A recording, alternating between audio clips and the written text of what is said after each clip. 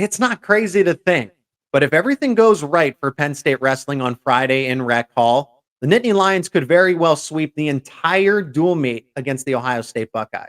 You are Locked On Nittany Lions, your daily podcast on the Penn State Nittany Lions, part of the Locked On Podcast Network, your team every day.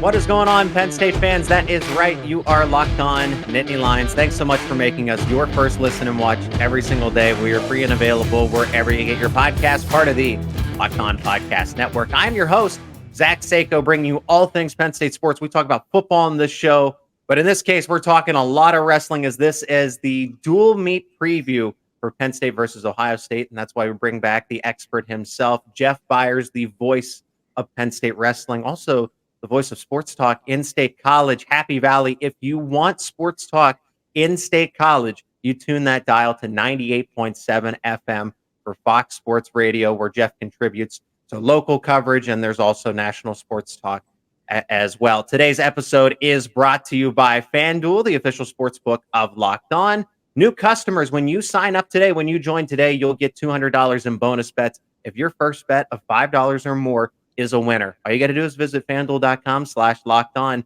to get started. And if you're not already, become an everyday or subscribe to Locked On Nittany Lions on YouTube and wherever you get your podcast. I appreciate everybody's support. Officially over 3,000 subscribers on YouTube. Thank you to each and every one of you, because we all know that we love our Penn State sports here. Football, wrestling, men's basketball, men's hockey, recruiting. We talk about it all here. If you want the latest analysis, you subscribe to this show. Now, introductions aside, Penn State versus Ohio State, dual meet preview for the 2024 season, and Penn State's number one in both the dual meet rankings as well as the tournament. Ohio State's got a bit of a discrepancy here. They are number 6 when it comes to the dual meet rankings, but 17th when it comes to the tournament rankings. We're going to have a full preview here, but lead off with the prediction, how the dual meet itself is going to go in Rec Hall. Again, February 2nd, 6:30 start. Jeff will be on the call. You can listen to that one on Go PSU Sports and your local radio as well. And Jeff, when I look at this dual meet, and I know that you're probably going to agree with me here, but there's still a large gap in talent when you compare Cale Sanderson's Penn State to the opposing Ohio State Buckeyes here. Just because, I mean, almost every single Penn State wrestler, and simply because I feel like the rankings haven't caught up yet, nearly every wrestler in the starting lineup should be or is top 5 or should be in the top 5. They just haven't, like I said, like a Mitchell Mesenbrink, for example, is a top 5 wrestler, but he's not ranked there yet exactly. But point aside, I have a feeling that, Penn State, it is a realistic possibility that they could win all 10. Do I think it's a toss-up because you have Beau Bartlett at 2? You have Jesse Mendez at 3. Absolutely. That's a coin flip, essentially. But we're going to break down each weight individually. But Penn State is going to be guaranteed to win 8 of these head-to-head matchups with the chance of possibly sweeping the whole dual meet. Crazy enough. Yeah, and to be honest with you, Zach, I think that's the situation Penn State has been in and will be in every week. And let's start with the caveat, because we are at that stage of the season where health factors come into play. Yeah. There's obviously been some illness going around the Penn State program. There's skin infections that have affected some different programs. And you're at the time of the year where, again, you're going to be a little extra cautious with guys if you're, worried about the health, because listen, believe it or not, we're a month away from the postseason tournaments getting underway, just over a month away.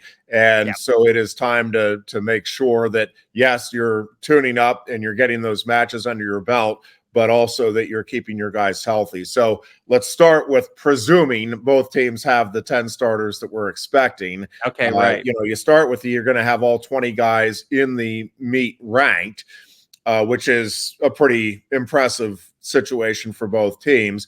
The difference is, as you alluded to, Penn State has 9 of their 10 guys right now ranked in the top 9, and Ohio State, I think, has 2 ranked in the top 9. So there is a difference there. And Ohio State, I do think, is a really good dual meet team. It is a good balanced lineup Yeah. But what they don't have this year at this stage of their development with the individuals is that they don't have that top end firepower. The guys where you're like, oh man, that's a surefire All-American, or that's a national title contender. I mean, outside of Mendez, and obviously, I mean, we get surprises every year at the tournament, but there's nobody in that Ohio State lineup outside of Mendez that you're like, oh yeah, I could see them winning a national title. There's just not that top end firepower this year for Ohio State. And this is a very young team. I think maybe next season, couple years down the road, these freshmen that are wrestling right now, if they stick in the lineup, there's transfer portal and everything else. Who knows if they stay in Columbus or whatnot? I can't predict that, but this could be a much more dangerous team in just a couple years' time. Let's preview weight by weight. And I think we have to start with the most interesting head-to-head matchup here, and that's number 2 versus number 3 at 141. Beau Bartlett versus the aforementioned Jesse Mendez. I mean, these two, we could see this in the Big Ten tournament. We could see this in the national championships as well.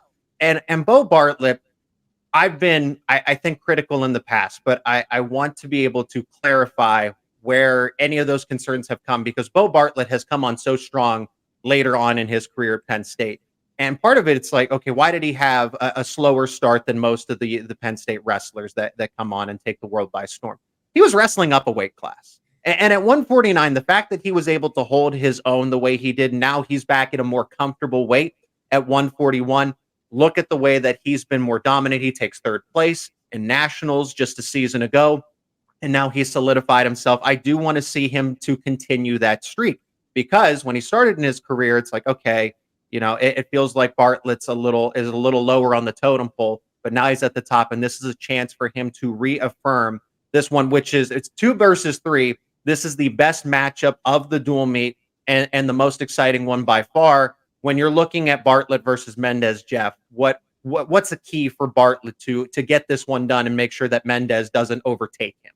Yeah, I think there's a contrast of styles, which I think is right off the bat going to be intriguing for fans to watch this match.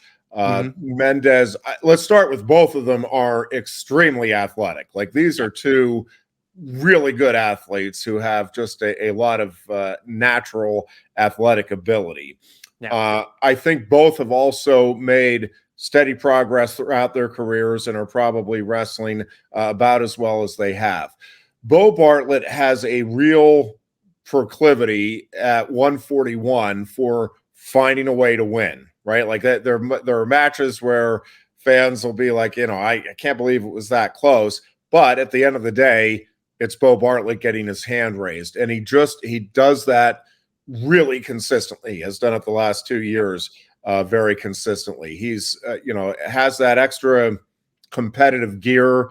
And listen, Mendez has it too. I think if you're looking, the 2 things I think to really watch for, that opening takedown is going to be big. I mean, I think it generally is.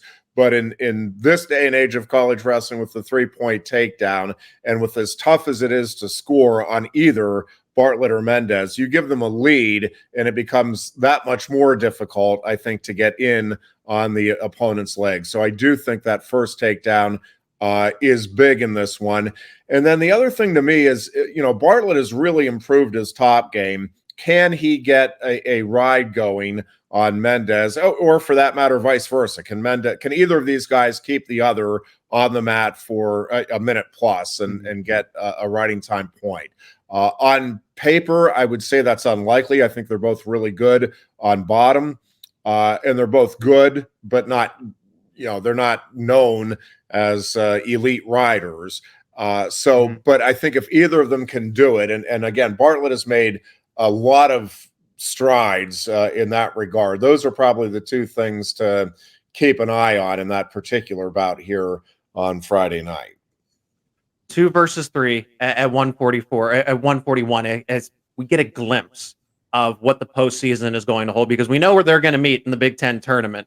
Nationals, that's still maybe a little up for debate, because that's going to be a very competitive weight class, but I'm excited to see that we get a look into the future here with Bartlett and Mendez. Now, coming up on this episode, the other one that's kind of a toss-up here, because we still don't have any clarity at 149. Sure, we can make our assumptions as far as who Penn State's going to trot out at the starting spot, because Tyler Kasak did beat David Evans in an open tournament to decide, right, what we thought was going to be the upcoming starter. But Cale Sanderson didn't actually confirm that in his latest press conference. We're going to discuss that more, plus the other weight classes, the other bouts in this episode of Locked On Nittany Lions after the break.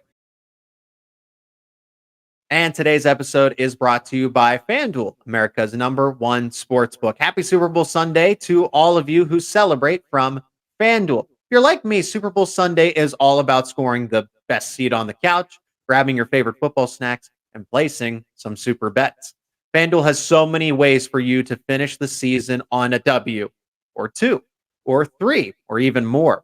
Not only can you bet on who will win Super Bowl 58, but FanDuel also has bets for which players will score a touchdown, how many points will be scored, and so much more. Those lines are already posted. They're already up there. If you want to go look at them, whether it's Patrick Mahomes passing yards, Christian McCaffrey rushing yards, so much more, you got to visit FanDuel.com/lockedon. And right now, new customers who join today, you will get $200 in bonus bets if your bet of $5, your first bet of $5 or more is a winner. $200 in bonus bets for a $5 or more wager, your first wager, if it is a winner.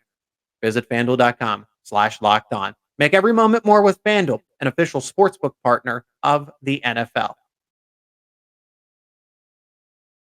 And the Locked On Podcast Network is making history. Locked On has launched the first ever national sports 24/7 streaming channel on YouTube. Locked On Sports Today is here for you 24/7, covering the top sports stories of the day with the local experts of Locked On, plus the national shows covering each and every league. Go to Locked On Sports Today on YouTube and subscribe to the first ever national sports 24/7 streaming channel. 149 pounds. I would like to assume that it's going to be Tyler Kasak because he defeated David Evans in what was essentially became that wrestle-off, Jeff. You mentioned that on previous episodes when we talked about it, in order to figure out who was going to be the starter moving forward, because both Kasak and Evans were neck and neck. They were very close in terms of their wrestling ability for this season. And then when it comes to the head-to-head bout, Kasak wins 4-2 in that open tournament. So with him also ranked number 12 in the college rankings, the Intermat rankings, I imagine that Penn State is going to start him against Ohio State. Maybe there is a blueprint with eligibility that we don't know about, which is why Cale Sanderson was so coy about letting us know who was going to be the starter. But let's get this. Do you think that Kasak is going to be the starter come Friday against Ohio State, Jeff? I do. I do also, though, think part of what I think, and I don't know this. This is no inside information that I'm providing. But when you are talking about a true freshman and it is that close between he and Evans, I think one of the things that they just want to make sure as a coaching staff is that Tyler Kasak doesn't say to himself, okay, I'm the starter, objective met. Because, consistently throughout Cale Sanderson's tenure, yes, you win the spot in the room, but then you have to go out and perform. Now, so we're clear, that doesn't mean Tyler Kasak has to go out and win every match here forward. What it does mean is that he needs to listen to what his coaches are telling him, try to execute the game plan to the best of his ability, and go out and wrestle and compete. And again, just my interpretation is I think this is more about just making sure that Tyler Kasak doesn't feel or misunderstand that because he won that match over Evans, that now it's time to just relax and you're the guy.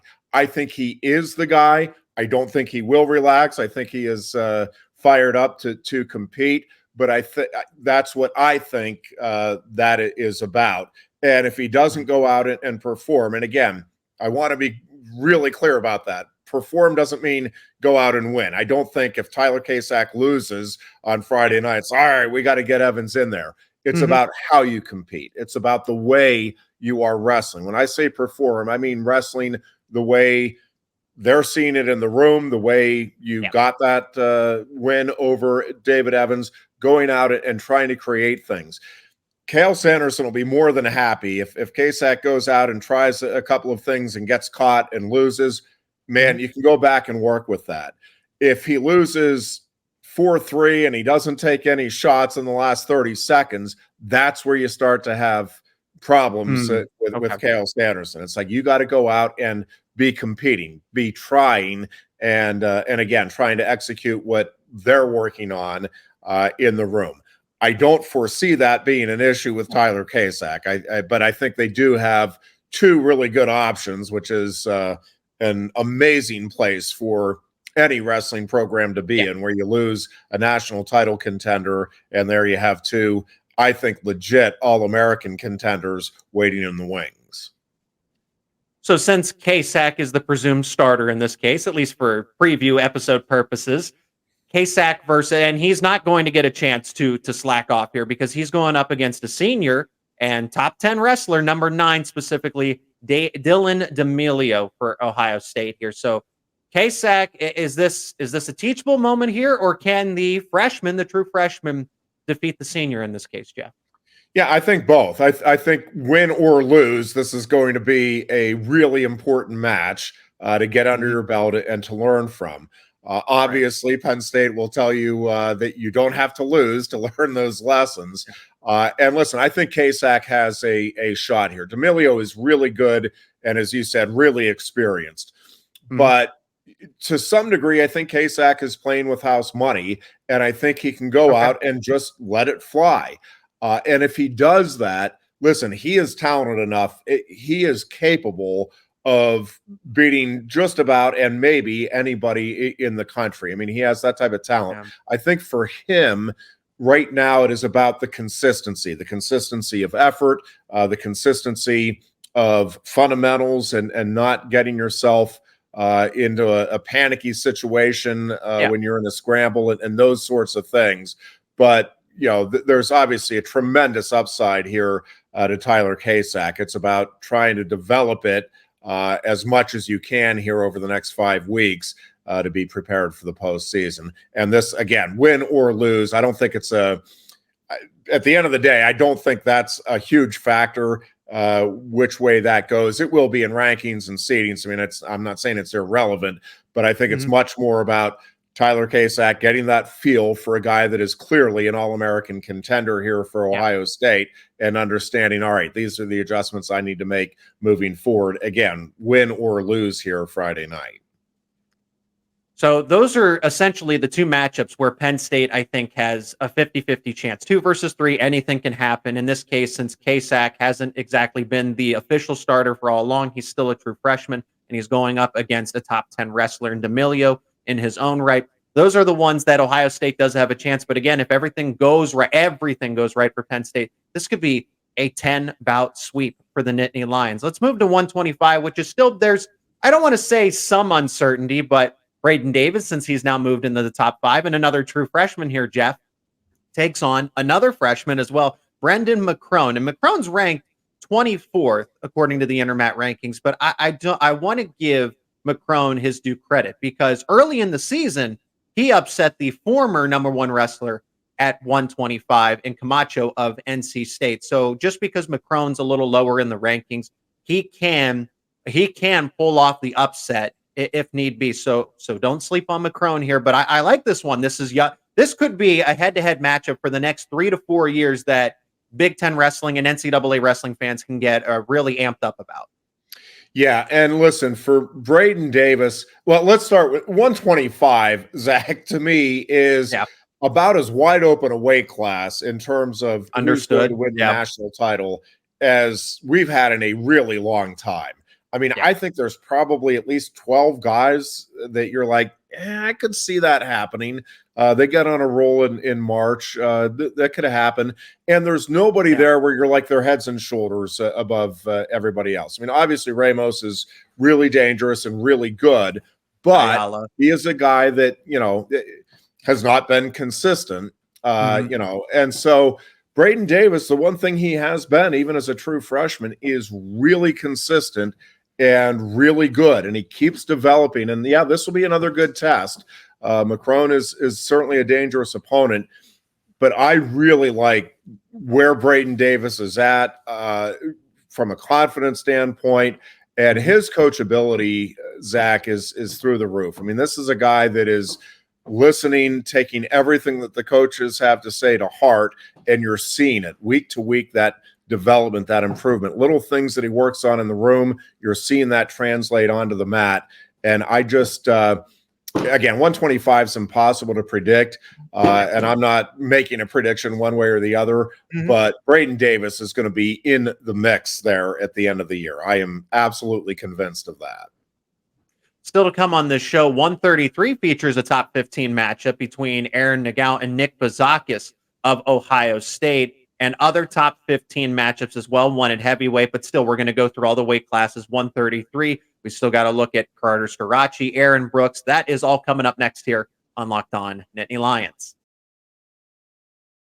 Today's episode is also brought to you by Jace Medical. I know we come to sports to escape from some of the crazy realities of real life, but can we talk just for a minute about preparing for that real life? According to the FDA, pharmacies are running out of antibiotics like amoxicillin right now in the middle of the worst flu season in over a decade. This is scary. I can't imagine a more helpless feeling if a friend or a loved one got sick while a supply chain issue kept them from life-saving medication that they needed. Thankfully, we are going to be okay because of Jace Medical. The Jace case is a pack of 5 different antibiotics to treat a long list of bacterial illnesses, including UTIs, respiratory infections, skin infections, among others. And this stuff could unfortunately happen to any of us. But you can visit jacemedical.com and complete your physician encounter. It will be reviewed by a board-certified physician, and your medications will be dispensed by a licensed pharmacy at a fraction of the regular cost. It's never been more important to be prepared than today. Go to jacemedical.com and use offer code LOCKEDON to get $20 off your order. That's jacemedical.com, promo code LOCKEDON to get $20 off your order.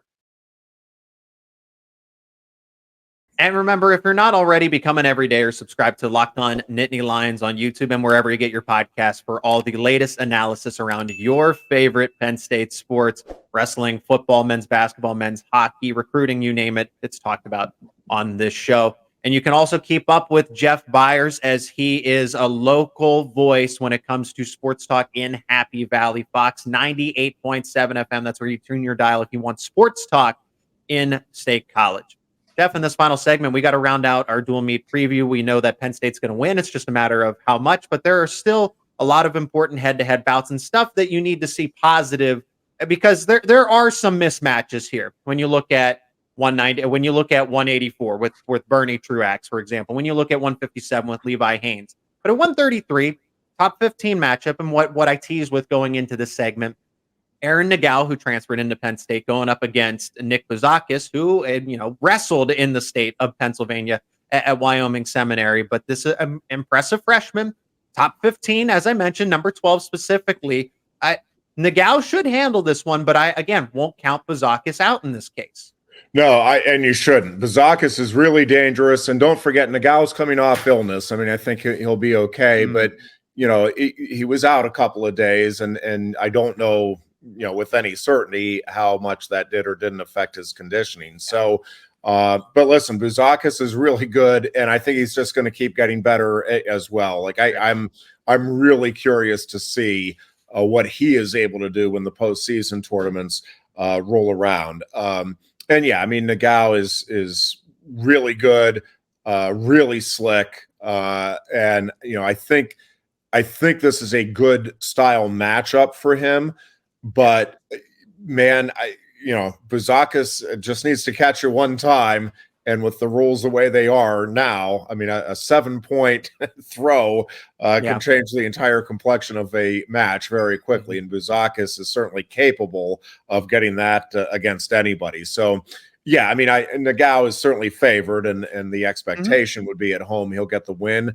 But I mean, I'm sure Ohio State goes in saying, yeah, we got a shot here. Our kid can go out, and the old we have a puncher's chance certainly applies. And Nagao coming into this one ranked number 5. Let's move to 157, and this is an opportunity where Penn State can pick up some bonus points here, because you have the number 1 wrestler and Levi Haynes going up against a senior ranked at number 29 Isaac Wilcox for Ohio State. Again, another instance of you expect Haynes to win, but you also want to see him capitalize on some things. Because I'm not implying that he's taken a step back, Jeff, but there definitely hasn't been, I guess, as much dominance compared to his true freshman campaign. I mean, he went all the way to the championship, ended up losing, but the fact that he made it that far as a true freshman, I figured we would see Haynes maybe take that, a bigger step forward this season. But I think it's the little things that he's perfecting, he's crafting through at this point in the 2024 campaign.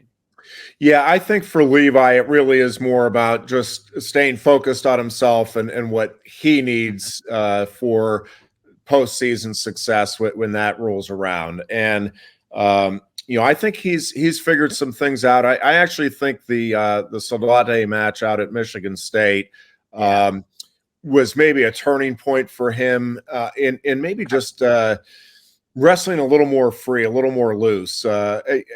It feels like he's putting a little pressure on himself. And, Levi is just an exceptional wrestler. If he just goes out and lets it fly, he's going to win a whole lot more than he loses. And I just think for him, it's about that. And yes, continue to work on some little things technique wise and all of that. But I think Levi's in a really good position now. He just has a great frame of mind heading into the stretch run here of the regular season. And obviously we know he is a guy that comes up big when everything's on the line. At 165, Mitchell Mesenbrink, I think if he hasn't put the wrestling world on notice, he's going to over these next few weeks because of the dual meets coming up with Ohio State and then Iowa. Of course, that is going to be a huge, huge matchup with Mikey Caliendo. But previewing this one specifically, and still a chance for Mesenbrink to capitalize on his momentum. I mean, a 50-second pin against Maryland, but now he's going up against more formidable competition. And that's number 20 wrestler Bryce Hepner, a junior out of the state of Ohio. I'm expecting more of the same. I feel like Mesenbrink isn't finished. Number 7 is not his ceiling. I truly believe that he has to be in the consideration for one of the 3 best wrestlers at 165. And this is yet another opportunity to prove just that. Yeah, Zach, the thing that is most impressive of the many things that are impressive about Mesenbrink, but is his, I guess, humility and his willingness to keep testing himself. And, he is not caught up in his accomplishments. It really is about focusing on improvement for him. And, he goes into that room every day seeking out a Bernie Truax, seeking out a Carter Starocci, seeking out an Aaron Brooks. He wants guys that can handle him a little bit at this stage, and he makes little adjustments.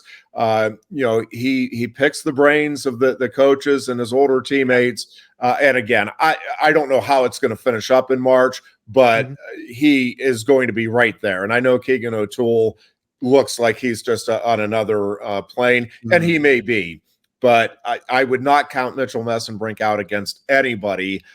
Keegan O'Toole included, because he just, he has a different gear to him, and he's just wired the way the great ones are, where he truly is not focused on the winning component. It's, hey, how great can I be? How much better can I be from one day to the next, 1 week to the next, one match to the next?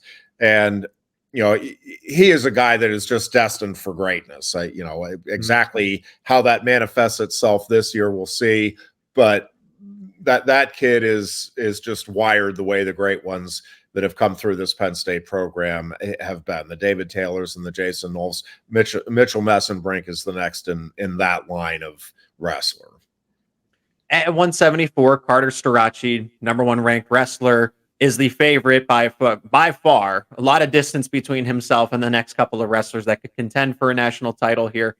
But this is another instance of business will be taken care of. But I like this matchup against number 11 Rocco Welsh, who is a freshman, and somebody that I've seen wrestle in person because I've covered the state wrestling tournament in Pennsylvania. And I think that's another storyline here, Jeff, is just how many wrestlers that are on this Ohio State team that were some of the best in Pennsylvania when it came to the high school level. And not enough room at Penn State, just because Cale Sanderson's very good at identifying the number 1 wrestler at each wrestling spot.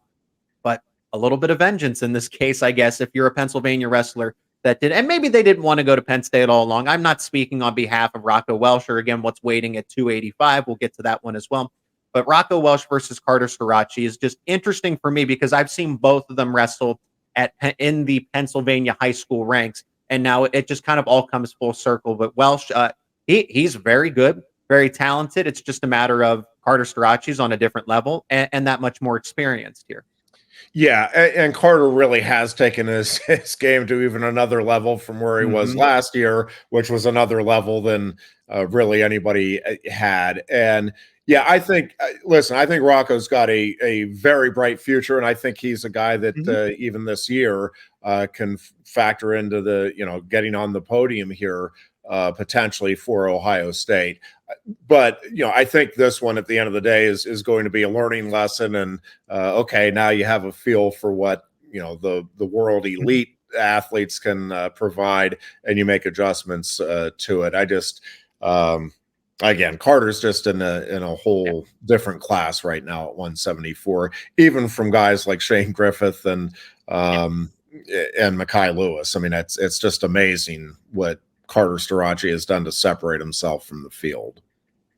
184 is another opportunity to pick up some bonus points, and it's not to be disrespectful to what Ohio State has to trot out there. They have co-starters. We don't even know who Bernie Truax is going to face. So the number 5 wrestler in the country could see number 31, who is Seth Shoemate, and that's the end of the rankings at each weight class. And then there's Ryder Rogotsky, who's a freshman that is coming on strong and actually has more dual matches under his, or just matchups in general under his belt. So we could see either one here, but Truax, there's really not much to analyze here. He should take care of business, should get bonus points in this case, and help make that deficit for Penn State a lot larger against the Buckeyes. Yeah, and I think here it's Bernie's mat wrestling. I think is really going to be what separates the guys in this particular bout. But yeah, this is another good test for Truax, though. Again, they're looking, I think, for him to maybe start garnering even more bonus points as you make the turn toward the postseason, where Penn State obviously puts a premium on getting those bonus points, especially in the early rounds. At 197, kind of, again, the present versus the future. And Aaron Brooks, like Carter Starocci, on another level by far. And he moves up a weight class. He goes from 184 to 197 in this present season and still has not missed a beat. He feels like he's been in this class for the longest time and is just dominating. So the favorite to win a national title here, and kind of a reality check for another freshman on this Ohio State team, and that's Luke Geog, a very talented wrestler out of the state of Ohio. Went to a high school program that is one of the best in the state of Ohio. Has a lot of history to its success at wrestling. Ranked at number 22. Again, just doesn't have the experience to the talent, but also the experience as well to go up. This is a buzzsaw matchup here for Brooks versus Geog. Yeah, again, in the case of both Starocci and Brooks, I mean, you're talking about guys who have legitimate Olympic aspirations here later this year versus guys that are, getting started with what I think are very promising collegiate careers. But at this stage of their careers, they're mismatches. And Aaron Brooks, to be honest with you, is a mismatch, I think, for just about everybody out there right now in college wrestling. I expect Brooks to get, just because, especially with the additional point when it comes to takedowns, that's why we're seeing Mesenbrink and Starocci and Brooks, just to name those few, and why they've been like, man, these scores are out of control. Well, because they're offensive wrestlers. This plays right into their hands. So we could see a tech fall here from Brooks. I mean, not saying pins outside of the question, but definitely at a minimum, you're getting a tech fall from Brooks. And we'll finish at 285. And this was something, when I did an early look ahead, I focused on the lower weights just because they were a little closer, but one that is flying under the radar, at least from my point of view anyway, just because it is a freshman versus an experienced veteran. Greg Kirkley does walk into a top 15 matchup, which we will finish with at heavyweight against Nick Feldman, who is from the state of Pennsylvania. So again, another homecoming instance as he attended Malvern Prep. But number 1 versus number 12, I like what Feldman has to offer in terms of potential. Again, if you could take this present Penn State lineup against this Ohio State lineup a year or two down the road, this would be a much better dual meet. However, you can't do that. So in 2024, again, another instance of Kirk Fleet will be able to handle business. It's just a matter of by how much. Yeah, I am really impressed with Feldman and his development here throughout the course of the season. Obviously, the win over Michigan was huge, and Davison is certainly no slouch. So I think that it's a good test for Kirk Fleet. And same thing, Feldman's a dangerous kid, but kid kind of the operative word there. And again, these Penn State guys, you don't want to sound condescending, and that's what it feels like you're saying. Like, you're a good wrestler, but you're not Penn State good. It's insane. It really is what Penn State has right now, up and down this lineup. And I'm not saying any of these guys are unbeatable. I mean, could somebody catch Starocci? I mean, we've seen crazy things happen over the years at the NCAA tournament. Witness Spencer Lee just last season. So it's not that any of these guys are untouchable and that nobody can, catch them in a moment, right? Like that's wrestling. Like stuff can happen in wrestling almost like unlike any other sport where, you make one mistake and the guy capitalizes and you're on your back. But from a consistency standpoint, again, to me, Starocci, Brooks, Kirk Fleet as prohibitive of favorites at their weight as we have at any weight in the country this year. That those guys are just separate from the rest of the field. And again, it doesn't mean you can't get caught that one moment, but it's going to take something spectacular by an opponent to knock off any of those three in particular this season. Going to do it for this edition of Locked On Nittany Lions, a full dual meet preview of Penn State versus Ohio State. That one's going down in Rec Hall Friday, February 2nd, starting at 6:30. Jeff Byers, the voice of Penn State wrestling, does it all on his own from start to finish, is taking you through the entire dual meet starting at 6:15. You can listen to that one, stream that one on gopsusports.com. Jeff, I appreciate you taking time out of your busy schedule to help me out on this episode to preview the entire bout, the entire matchup between Penn State and Ohio State. Thanks so much. Thanks, Zach. Looking forward to it.